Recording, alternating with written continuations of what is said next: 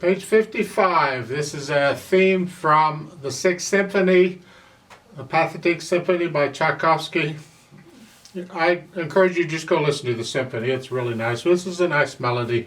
It has some interesting harmonies in it. It's got two sharps. We're in the key of D major, more or less. And you'll notice that both clefs at the beginning are bass clef. You're pretty much in bass clef through most of it in the top staff. Not all, but most of it. This gets a little tricky, so I'm going to take it one hand at a time at first. Right hand, just play them all legato, and your fingering is fine. Make sure you hold that half note down. And then you do that again. See that in bass clef, you're starting out on an F sharp.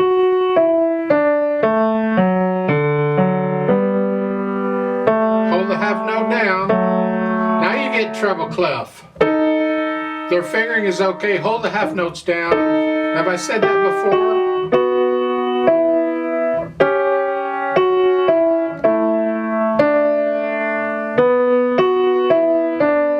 I do two on that B. It works out.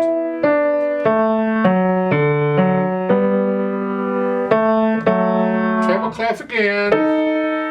Gonna do that again. Yay team.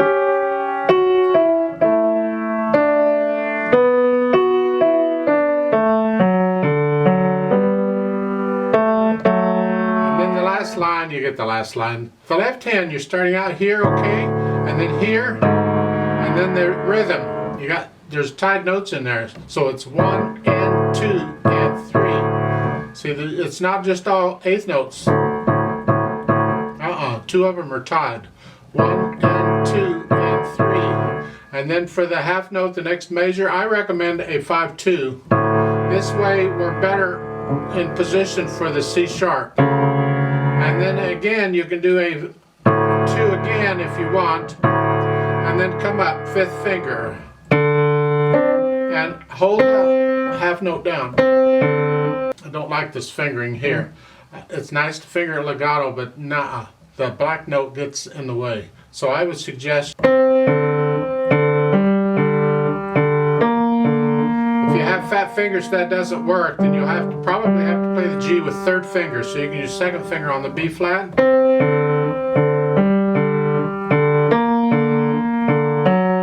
Otherwise, use their fingering. And I would recommend, if possible,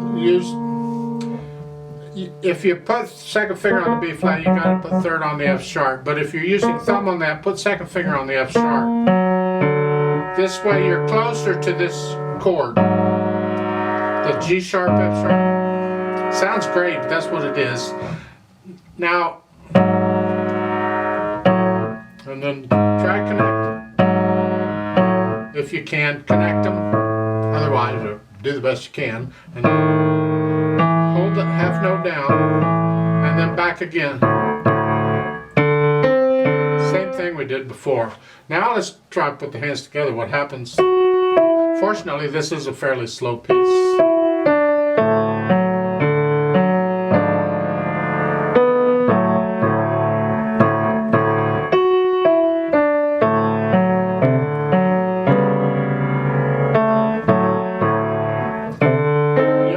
Got to get off of this because the left hand needs this area. You can lift up a little if you want. The pedal will keep it going for you, but you pretty much got to get the right hand out of the way. Now hold these half notes down.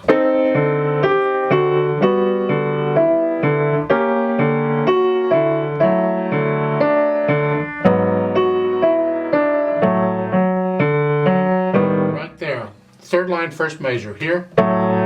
That F sharp is needed by both hands. You got to get off a little early with the left hand because we need to play the right hand legato. I just get off, I stay on here if I can,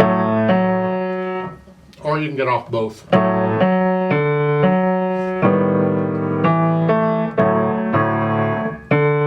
You do that some more. Let's go down to the last line. It's the last 3/8 notes of the next to the last line here. This is a little uncomfortable, but I don't know any other way of fingering it. You just reach down. Because it's not pedaled or nothing, but we want it legato. So if your hands are big enough, you do that. Otherwise, you're kind of stuck. I don't know.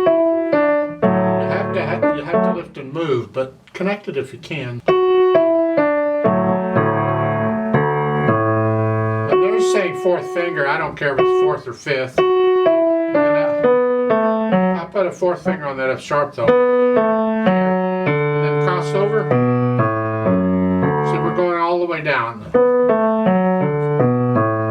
And that D is tied, so you just add these to it, and now play them. Yeah.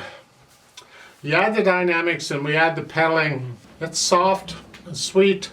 I don't care if you start with fifth finger or fourth finger, it's up to you. Whichever.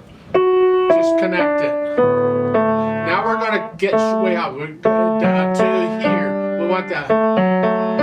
There. So it's soft. Left hand's very soft. Keep the left hand out of the way. Put the pedal down after you play the notes. We want the overtones here. We're adding, and then lift it up after you play the notes in the next measure. See, they're not showing that kind of pedaling, but I'm suggesting just wait till the next measure to change it. So on that one, here, and we want a silence there.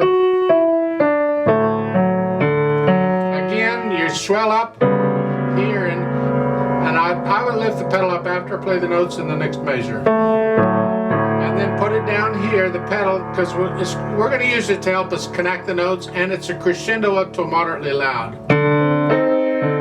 Don't pedal this part. Come down. You're coming, I disagree with their dynamics here at all. To me, I want to come down here. See, they have an accent in the second line, and you have a tenuto on the A. Hang on to that. Some people will put stress on it. I just hang on to it. Now an accent. Now hang on to this. Now an accent. But don't get carried away with the accents. Okay, it's just moderately loud.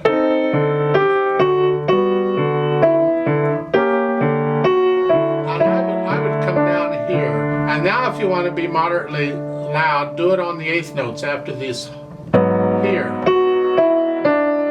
But in my mind, you should stay at moderately soft. And now come up.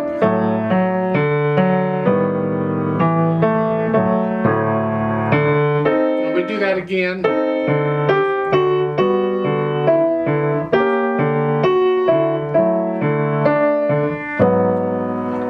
I'm moderately soft here. I wait until the next crescendo to go up.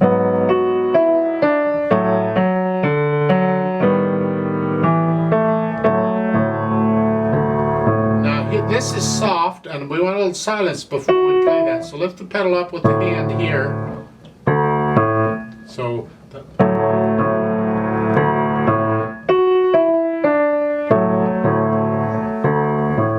this is very soft.